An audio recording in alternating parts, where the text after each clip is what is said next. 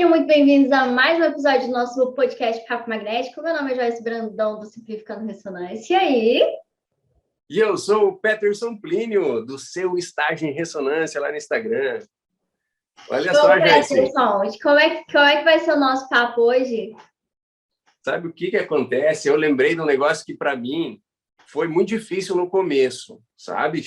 Eu estava trabalhando já, e um médico chegou no meu ombro assim do lado e falou assim, ó, Peterson, quero que você faça um negócio aí para mim. Opa, diga aí que eu vou fazer. Foca nessa próstata. Diminui o FOV e faz uns cortinhos finos. Tava fazendo o quê? Pelve? Tava fazendo uma pelve masculina. E eu falei, claro, deixa comigo. Fui lá no botão do FOV, apertei umas 8 vezes, mais ou menos. E fui lá e afinei os cortes, né? Tava em 5, eu acho, 6, por aí, 6.0. Eu coloquei 3, que nem ele me pediu. Ele até falou, faz uns cortinhos 3 aí, que beleza. Tá bom, fiz isso. E aí, scan, né? Aí eu esperei um pouquinho e tal, imagine como é que saiu. Eu não mexi em mais nada, Joyce. Só fiz isso e botei rodar. Não deu certo. Deve ter saído com muito ruído e pelo menos 1 ou 2 artefatos de dobra. Exatamente. Ficou tudo meio preto. Eu lembro até hoje da imagem. Assim, às vezes eu tenho pesadelos à noite. Eu acordo assim... A Deia tá do meu lado, eu disse, o que foi? Sonhei com aquela próstata de novo. E aí que eu fui pesquisar e pensar e raciocinar. Às vezes a gente não raciocina, sabe? É a vida, a água batendo na bunda que faz a gente aprender essas coisas que, na verdade, é o diferencial. O que é um bom operador? É bom por quê? Porque no momento que precisa mexer em alguma coisa, fazer algo que alguém te pediu, você vai chegar lá e vai fazer direitinho, sair imagem boa, dar certas imagens, né?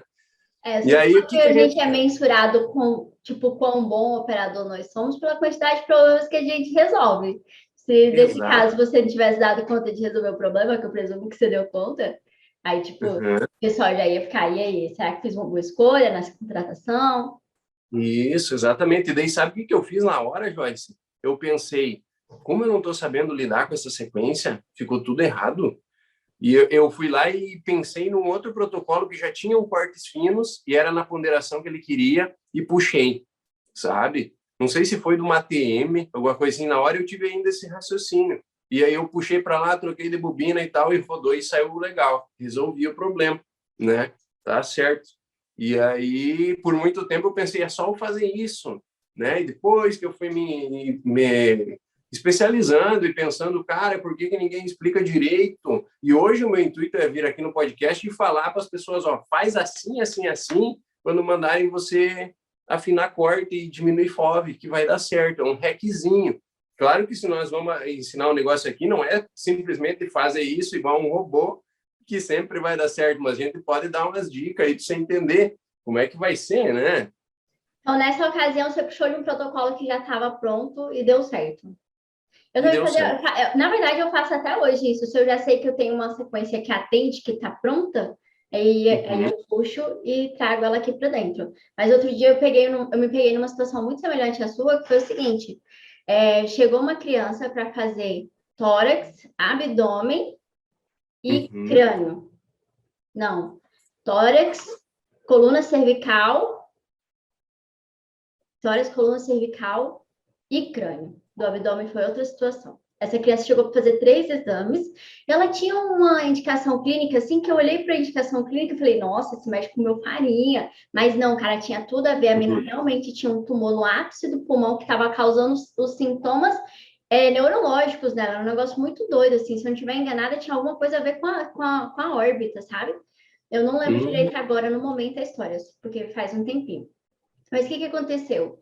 Chegou uma criança, ela tinha uns 2 anos. Era piquititinha, assim. E eu não tinha protocolo de tórax. Eu não tinha protocolo de cervical e eu também não tinha protocolo de crânio para aquela criança. Eu tinha para os adultos. E aí, assim, eu sou uma pessoa que a galera sempre vem perguntar, Joyce, um joelho com matriz de 256 por, sei lá, 192, espessura de 3 e 3,8 fica bom? Eu falo, cara, eu não sou apegada a números. Eu, sinceramente, não consigo ficar gravando números, porque envolve um monte de coisa, né? Que a gente falou. Olha o FOV aqui do adulto, olha o FOV da criança. E a gente já discutiu aqui numa live sobre matriz, tamanho do pixel, tamanho do voxel, tamanho da matriz, e que existem conceitos interligados, né? Que o tamanho do pixel ele vai estar diretamente proporcional ao tamanho da matriz e o FOV selecionado. Então, assim, antigamente, eu fazia o quê? Eu diminuía os parâmetros, e aí eu estimava como ia sair aquela imagem, e eu rodava. Aí eu saía na sorte, a imagem, assim? era na sorte. Às vezes eu sabia que tinha caído a razão sinal ruído, ajustava algum parâmetro e tal, mas eu pegava e rodava. Quando a imagem saía, eu falava, bom, tá muito liso, então tá faltando o quê? Tá faltando resolução. Então eu ia lá, mexia mais uma vez, aumentava a matriz, o FOV já tinha diminuído, né? No caso hipotético, se fosse dessa criança. E aí depois eu ia lá, rodava de novo. Às vezes eu tinha que tentar 2 ou 3 vezes para acertar o negócio. Porque eu era muito de olhar a imagem, a imagem, a imagem. E eu acho que todo mundo devia ter um feeling de prestar atenção no que a tua imagem está te dando. Tá faltando alguma coisa? Tá sobrando? Tem alguma coisa que você consegue abrir mão? Não, tem uma coisa que você precisa um pouco mais. Então, a imagem te diz isso, né? Não ficar muito preocupado com o parâmetro. Mas aí, há uns 3 anos atrás, eu fui fazer um curso de física e era voltado para o equipamento da GE. Era um curso promovido pela própria GE, lá em São Paulo, foi dado inclusive pelo William Cordeiro. E nesse curso ele falou um negócio que fez total sentido e que eu me perguntei, cara, como eu nunca pensei nisso, né? Até porque... Conta! Era tipo assim, o meu equipamento da Philips ainda era mais fácil de trabalhar isso, porque ele me dava a resolução do pixel size, eu conseguia mexer ali no pixel size, sabe? Ele me dava ali a matriz, mas você conseguia mexer no pixel size. Então, ele fala assim, quando você está falando de resolução e você pega um FOV de 40 e você tem uma resolução in plane, sei lá, de 0,5 por 0,5, e você tem um FOV de 10 com 0,5 por 0,5, pelo menos em tese você tem a mesma resolução. Mas é óbvio que quando a gente pratica isso, a gente sabe que com FOV menor, parece que a gente está colocando uma lupa no negócio, fica muito melhor de ver, mas de fato você mantém ali certos parâmetros de resolução. E aí, quando a aula estava girando em torno dessa questão, só que nesse momento eu tive um filho, eu falei, então se eu diminuir o FOV e eu acompanhar a resolução em plane, eu vou ter a mesma resolução que eu tinha anteriormente? Ele, é. Aí eu falei, olha, cara, eu nunca tinha pensado nisso. E no meu equipamento era muito mais fácil de praticar isso do que é hoje, entendeu? Porque como que a EGE mostra para mim no meu equipamento? Ela mostra lá a matriz, ela mostra o FOV e tem um campinho embaixo que ela te mostra a resolução em plane, ou seja, qual o tamanho do pixel na direção de fase e na direção de frequência.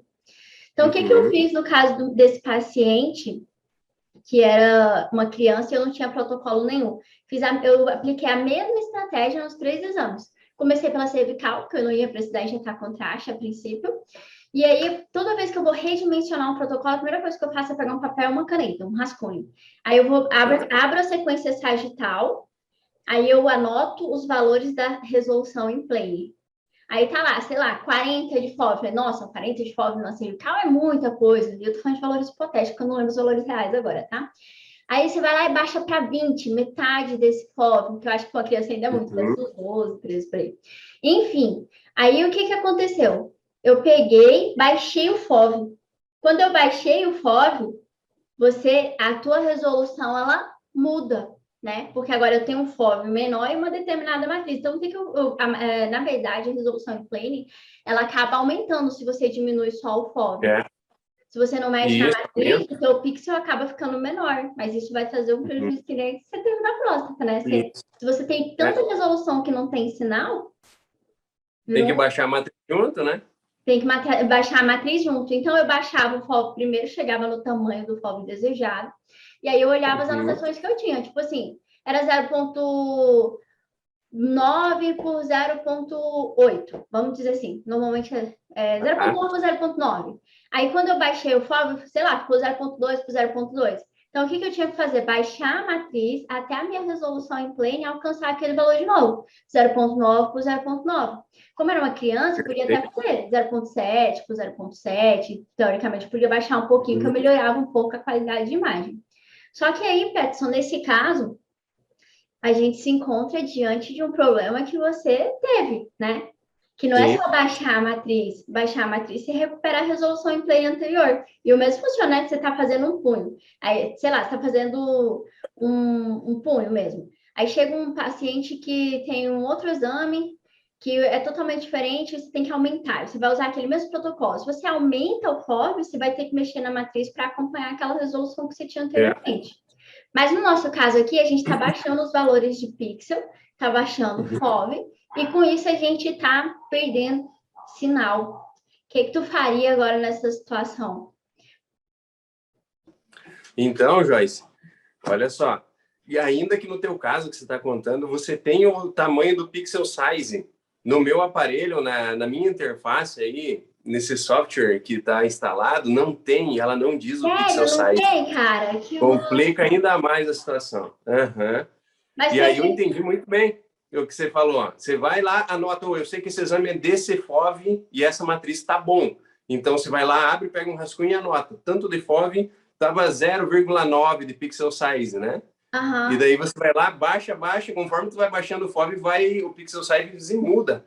E aí você vai lá e baixa a matriz também até virar 0,9 também, Isso. igual antes. No teu Legal. caso, o que tu faz? Tu faz o cálculo para achar o número do pixel size, que aí tu sabe qual é a nova matriz que tu vai precisar.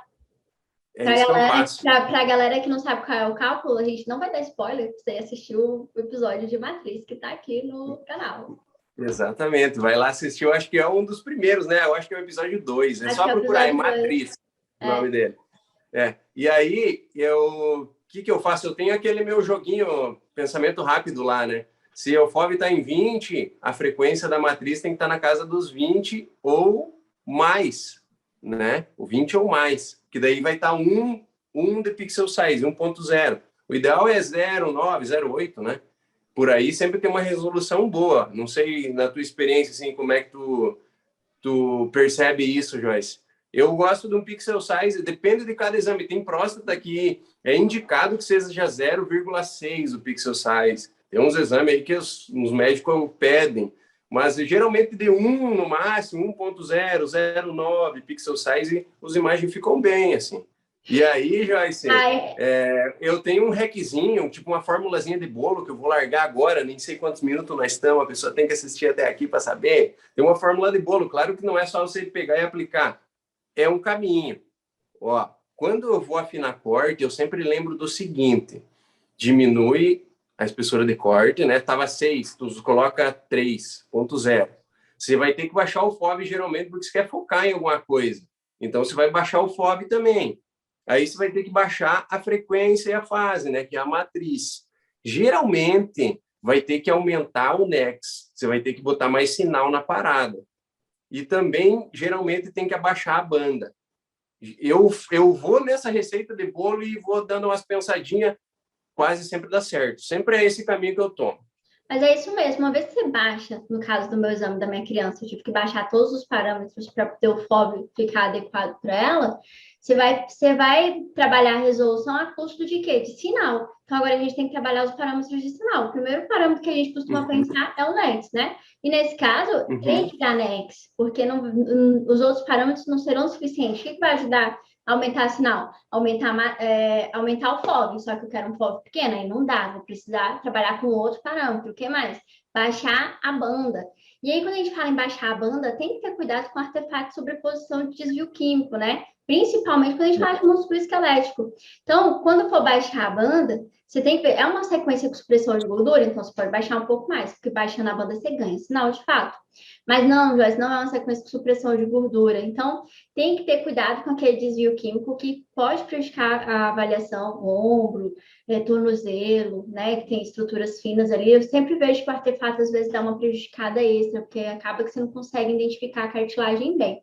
Então, gente, para quem não sabe, o desvio químico, só para lembrar, e você, entendi. É tipo aquele contorno maior no osso cortical, né? Fica muito preto Isso. ali, Ele fica uma come não dá interface para ver a preta e uma articulação. interface branca, assim, ó.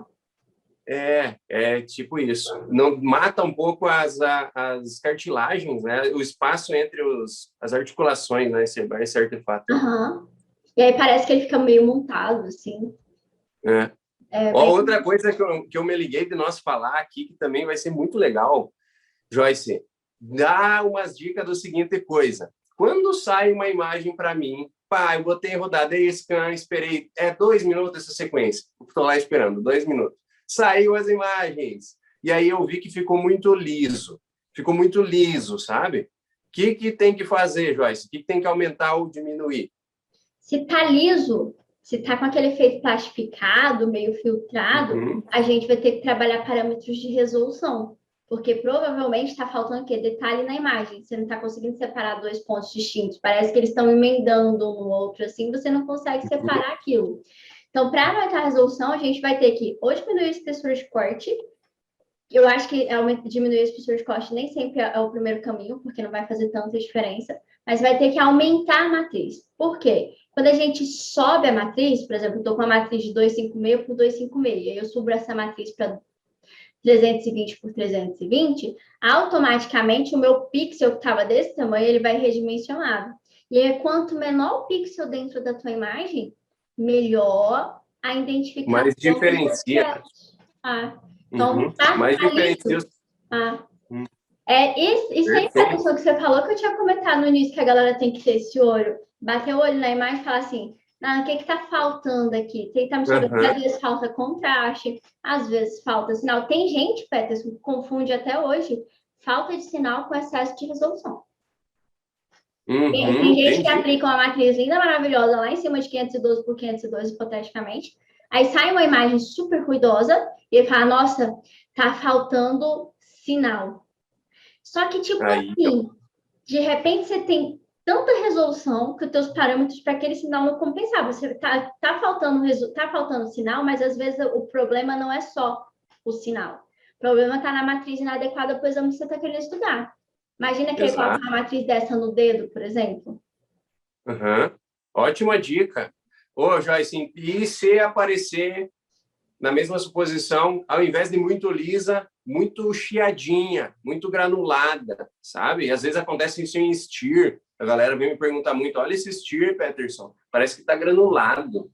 E o Aí que você é que a acha que pessoa é? tem que ter o feeling de saber se aquilo é problema de resolução Uhum. Que está muito ou alta a sinal. matriz, talvez, Se ou for está entrando muito sinal, ruído. que normalmente o ruído, o problema é questão de falta de sinal. Agora, se for sinal, a gente vai ter que trabalhar com parâmetros que melhoram o sinal. Por exemplo, TR aumenta o sinal, melhora de uma certa forma, mas ele não aparece, esse dado ele não é amostrado naquela previsão de razão sinal ruído que a gente tem na tela lá, que a gente tem o 100% lá. Mas por que aumentar o TR melhora? Porque ele aumenta os tempos de relaxamento. Quando ele aumenta os tempos de relaxamento, os vetores eles têm maior magnetização longitudinal disponível para o próximo pulso de estação, logo eles constroem um componente de magnetização transversa melhor. Então, eu vou ter uma magnetização mais intensa. Acho que fica mais fácil da galera entender assim. Dá para trabalhar com TR, então, um pouquinho, mas ela não vai ver o reflexo disso lá no reloginho dela, da tela. E aí, o que a gente dá para fazer? Dá para diminuir banda, como você falou. Diminuir banda vai custar mais tempo de aquisição. Em contrapartida, você consegue selecionar melhor o sinal. Você tem mais sinal em relação ao ruído que está coletando também, que vai para o espaço K. Porque entenda uma coisa, galera, quando a gente trabalha com ressonância, não tem como eliminar o ruído da imagem, assim, pelo menos não de forma convencional, né? A gente não elimina isso, a gente vai ter sempre a presença de um ruído por conta que faz parte do processo, entendeu? Então, dá para trabalhar com a banda. Se o foco ali não é resolução e você consegue sacrificar um pouco de resolução, você pode aumentar o FOV e baixar a matriz. Quando você aumenta o FOV, você tem um pixel, um voxel maior, então cabe mais prótons dentro, então você tem mais prótons contribuindo para a intensidade de sinal. E quando você baixa a matriz, a mesma coisa acontece, você redimensiona o voxel e ele acaba ficando maior para cobrir toda aquela área que você diz que é o seu FOV, que você já pré-selecionou. Então, FOV, matriz, banda, NEX, por que não, né? NEX, eu costumo brincar que NEX, eu olho todos os parâmetros assim, eu fico pensando o que dá para mexer antes de mexer no NEX, né? Por quê? NEX Ele custa tempo. Custa tempo e custa caro. Você tem um NEX, se você põe 2 e aquela sequência estava com 2 minutos, com 2 NEX ela custa 4. E ela não te dobra o sinal da mesma forma que ela te dobra tempo. Mas ela vai levar o mesmo tempo que ela levou para fazer a primeira aquisição de dados lá, ela vai levar de novo com o segundo NEX, com o terceiro. Então, o NEX é assim, negócio meio controverso. Adoro, né? Realmente ganha sinal com ele, mas tem que saber quanto de tempo você pode pagar ali. Às vezes, dependendo do exame, vale a pena sacrificar um pouquinho a resolução, baixar um pouquinho em matriz de frequência e fase ali, né? Porque às vezes a galera baixa só fase.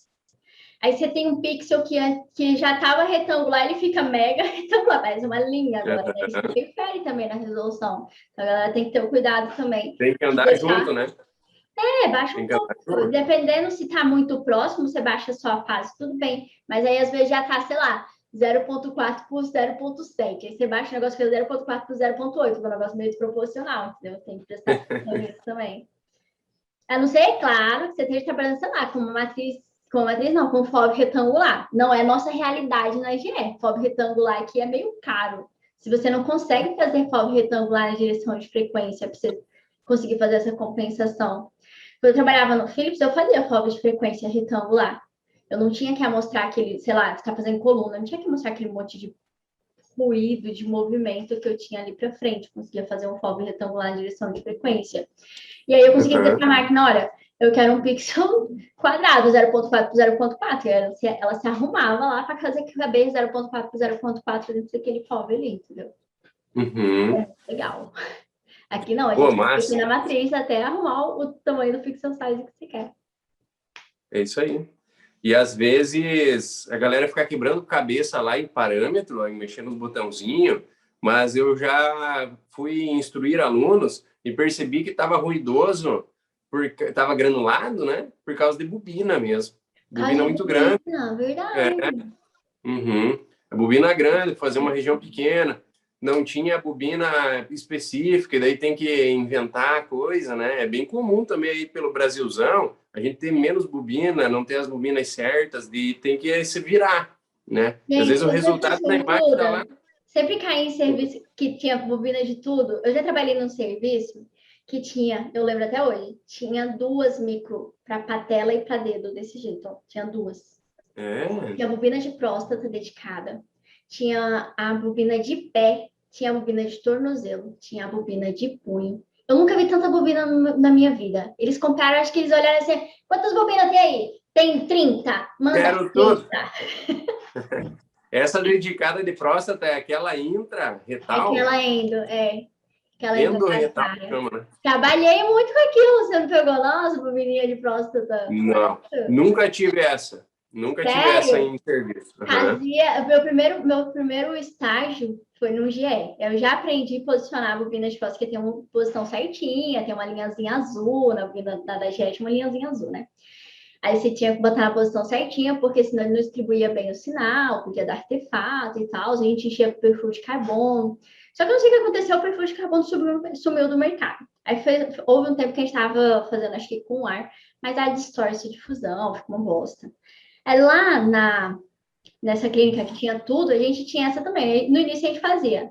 Aí um belo dia o doutor chegou, acho que foi depois do Pirrates. Ele chegou e falou assim: a partir de hoje a gente não faz mais com bobina do capitário. E a gente não fez mais. Sério? Daí ficou a bobina parada lá? Ficou. Mas assim, era um equipamento que já era bom, que tinha ótimas bobinas, e que é claro que você tem, é porque assim, eu não sei se você já, você falou que não trabalhou, né? Mas quando você trabalha com aquela bobina, o que acontece com toda a bobina, independente de ser a bobina de próstata ou não? Quando ela está em contato muito próximo com a pele, você tem um hipersinal ali.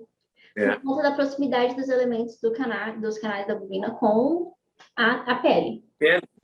E aí você tinha esse problema com a próstata também. Sempre tinha um aro de intensidade de sinal maior aqui. E eles falavam que aquilo em determinadas situações podia prejudicar a avaliação prostática, né?